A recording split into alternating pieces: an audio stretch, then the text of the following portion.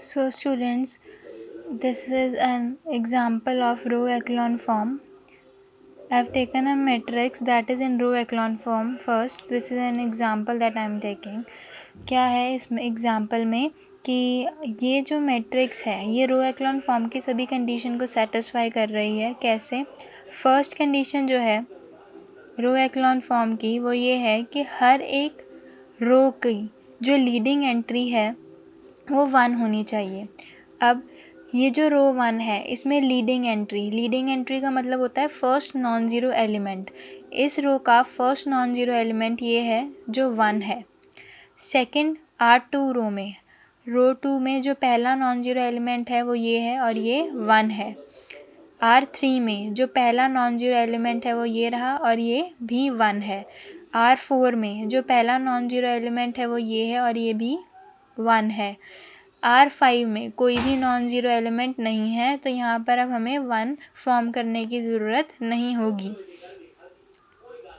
Using the row operation हम यहाँ इस लास्ट रो में हमें कुछ भी यूजिंग रो ऑपरेशन 1 बनाने की ज़रूरत नहीं पड़ेगी. अब ये फर्स्ट कंडीशन ये मैट्रिक्स सेटिस्फाई कर रही है कि सभी leading entries of each row क्या हो गई हैं 1 हो गई हैं. सेकेंड कंडीशन क्या है कि जो लीडिंग एंट्री है जिसको हमने 1 बनाया उसके बिलो सभी एलिमेंट्स 0 होने चाहिए. उसकी लीडिंग एंट्री से 1 बनाया उसके नीचे वाले सारे एलिमेंट्स 0 होने चाहिए. अब यहाँ पर ये रो 1 की लीडिंग एंट्री ये 1 है. इसके बिलो वाले सारे एलिमेंट 0 हैं. रो 2 की लीडिंग एंट्री ये है जो 1 है. इसके बिलो सभी एलिमेंट 0 हैं. रो 3 की लीडिंग एंट्री ये 1 है. इसके बिलो सभी एलिमेंट्स 0 हैं. रो 4 की लीडिंग एंट्री ये है जो 1 है और इसके बिलो भी एलिमेंट 0 है. सेकंड कंडीशन भी ये मैट्रिक्स ने सेटिस्फाई कर दी. अब लास्ट कंडीशन है कि जो सभी नॉन ज़ीरो रोज़ हैं वो प्रिसीड करती हैं ज़ीरो रो के. अब ज़ीरो रो कौन सी है? ये रही ज़ीरो रो. क्यों? क्योंकि इसके सभी एलिमेंट्स 0 हैं रो 5 के, तो ये एक ज़ीरो रो है. नॉन ज़ीरो रो अगर हम देखें तो इसके प्रीवियस वाली जो रो है ये एक नॉन ज़ीरो रो है क्योंकि यहाँ पर अभी भी 2 नॉन ज़ीरो एलिमेंट्स हैं इस रो में. तो कंडीशन ये कहती है कि जो नॉन ज़ीरो रो हैं वो हमेशा पहले आती हैं ज़ीरो रोज़ के. यानी कि जैसे जैसे हम रो echelon फॉर्म को में कन्वर्ट करते हैं एक मैट्रिक्स को तो जो नंबर ऑफ़ ज़ीरोज़ हैं नीचे आते आते मैट्रिक्स में वो इंक्रीज़ होती रहती हैं. जैसे अब यहाँ पर नंबर ऑफ़ ज़ीरो सबसे ज़्यादा हो गई हैं इस मैट्रिक्स में जैसे जैसे हमने रो echelon फॉर्म में कन्वर्ट कर दिया होगा उस मैट्रिक्स को. एक एग्जाम्पल कंसिडर करते हैं. ये एक मैट्रिक्स हमने ली, इसको रो echelon फॉर्म में कन्वर्ट करना है. तो फर्स्ट कंडीशन क्या है कि जो हर एक रो है उसकी लीडिंग एंट्री को 1 बनाना है. अब लीडिंग एंट्री मीन्स जो पहला नॉन ज़ीरो एलिमेंट है हर एक रो का. अब ये रो 1 है, इसका जो पहला नॉन ज़ीरो एलिमेंट है वो क्या है? 2 है.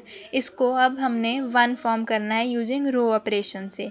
तो हमने क्या रो ऑपरेशन यूज़ किया? मैंने R1 को मल्टीप्लाई कर दिया 1/2 से. तो मैंने यहाँ हर एक रो को जो R1 है उसको मैंने मल्टीप्लाई कर दिया 1/2 से. तो इसको पहले एलिमेंट को किया तो ये 1, देन ये क्या बन जाएगा -1/2, देन 3/2 बन जाएगा. फिर 4 को 4/2 करेंगे तो वो 2 बन गया. अब उसके बाद सेकेंड कंडीशन, जब ये लीडिंग एंट्री को हमने 1 बना दिया तो उसके जो बिलो एलिमेंट्स हैं उनको सबको 0 बनाना है. अब यहाँ भी रो ऑपरेशन अप्लाई करेंगे. देखो जो रो 2 है इसको अगर 0 ये ऑलरेडी एलिमेंट 0 है तो यहाँ R2 पर ऑपरेशन अप्लाई करने की ज़रूरत नहीं है. अब ये रहा एलिमेंट 2, इसको 0 बनाना है तो R3 पर ऑपरेशन लगाना पड़ेगा और किसकी हेल्प से? R1 की हेल्प से हम ऑपरेशन अप्लाई करेंगे. तो क्या किया? R3 minus 2 times R1. जब हम ये अप्लाई करेंगे देखो ये एलिमेंट 2 माइनस 2 तो ये 0 हो जाएगा. ठीक है, तो हमने क्या किया? इसी तरह से ये ऑपरेशन रो 3 पर अप्लाई करेंगे और साथ ही में क्योंकि मुझे इस वाले एलिमेंट को भी 0 बनाना है तो मैंने यहाँ पर रो 4 पर भी ऑपरेशन अप्लाई कर दिया. वो क्या किया? R4 माइनस 2 टाइम्स R1 कर दिया. 2 माइनस 2 कर देंगे तो वो 0 बन जाएगा. तो यहाँ पर मैंने R3 और R4 पर ही ऑपरेशंस अप्लाई कर दिए. 3 माइनस 2 टाइम्स -1/2 करेंगे तो ये आपके पास 4 आएगा. 7 माइनस 2 टाइम्स 3/2 करेंगे it will be 4. Then 5 minus 2 times into 2 करेंगे तो वो आपके पास क्या आ जाएगा 1। 5 माइनस 4 करेंगे तो वो 1 हो जाएगा। इसी तरह से जब R4 पर अप्लाई किया तो देखो क्या बना, 2 minus 2 zero, then 5 minus 2 times minus 1/2 करेंगे तो आपके पास 6 आ जाएगा। ठीक है, फिर उसके बाद 11 माइनस 2 टाइम्स 3/2 8 आएगा। 6 माइनस 4 इट विल बी 2। अब अगर हम नेक्स्ट कंडीशन देखते हैं, नेक्स्ट कंडीशन में क्या है कि अब आपके पास रो 1 का फर्स्ट नॉन ज़ीरो एलिमेंट 1 बन गया। अब रो 2 कंसिडर करते हैं। इसके बाद जब हमने 0 बना दिया, अब हम यहाँ नेक्स्ट स्टेप पर जा रहे हैं कि R2 है। R2 में जो पहला नॉन ज़ीरो एलिमेंट है रो 2 में वो कौन सा है, 3 है, यानी कि ये लीडिंग एंट्री है। अब इसको 1 फॉर्म करेंगे। इसको 1 फॉर्म करने के लिए अगेन हमें यहाँ ऑपरेशन अप्लाई करना पड़ेगा। तो मैंने क्या ऑपरेशन रो अप्लाई किया, R2 को मैंने 1/3 टाइम्स R2 कर दिया, क्योंकि 3 को अगर मैं 1/3 से मल्टीप्लाई कर दूँगी तो ये एंट्री 1 बन जाएगी। तो मैंने थ्रू आउट R2 को 1/3 से मल्टीप्लाई कर दिया तो ये 1 हो गया। देन देखो 4 को 1/3 से 4/3, 1 को 1/3 से मल्टीप्लाई किया तो 1/3 हो गया। ठीक है, अब ये बाकी एलिमेंट्स एज इट इज़ मैंने रोज़ के लिख दिए। अब कंडीशन क्या है कि जो लीडिंग एंट्री जिसको आपने 1 बनाया है उसके नीचे वाले सभी एलिमेंट्स 0 होने चाहिए। तो हमने क्या किया, ये जो 4 है इसको मुझे 0 करना है, इसी तरह 6 को भी 0 बनाना है। तो कैसे रो ऑपरेशन अप्लाई किए मैंने अप्लाई किया R3 पर, R3 minus 4 times R2, R4 पर किया R4 माइनस 6 टाइम्स R2 किया मैंने। ठीक है, तो वहाँ से क्या हुआ, देखो R3 में ये एलिमेंट भी 0 हो गया और ये एलिमेंट भी। अब R3 पर पूरे पर ऑपरेशन अप्लाई करते हैं तो हमारे पास क्या था, प्रीवियस मैट्रिक्स क्या थी, ये देखो 4 माइनस 4 टाइम्स R2 करना है। तो 4 माइनस 4 0, 4 माइनस 4 टाइम्स 4/3 करा तो वो आपके पास बन गया -4/3। इसी तरह से नेक्स्ट पर अप्लाई कर दिया। अब जब हमने R4 पर अप्लाई किया, R4 माइनस 6 टाइम्स R2 करेंगे तो ये सारे एलिमेंट्स 0 बन गए हैं इस R4 के।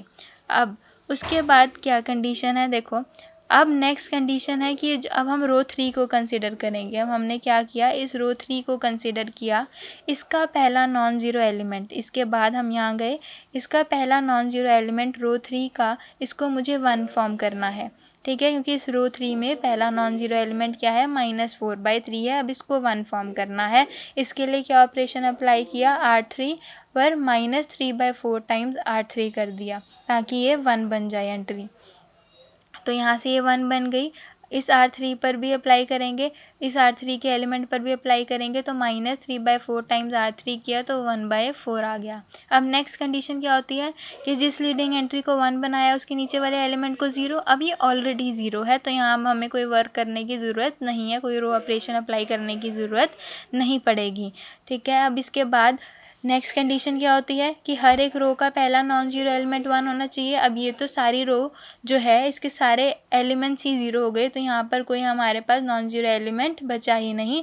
तो इस वजह से अब हमारा स्टेप्स यहीं स्टॉप हो गए हैं क्योंकि और कोई non zero element next row का नहीं बचा। सो यहाँ दिस इज़ रो एक्लॉन।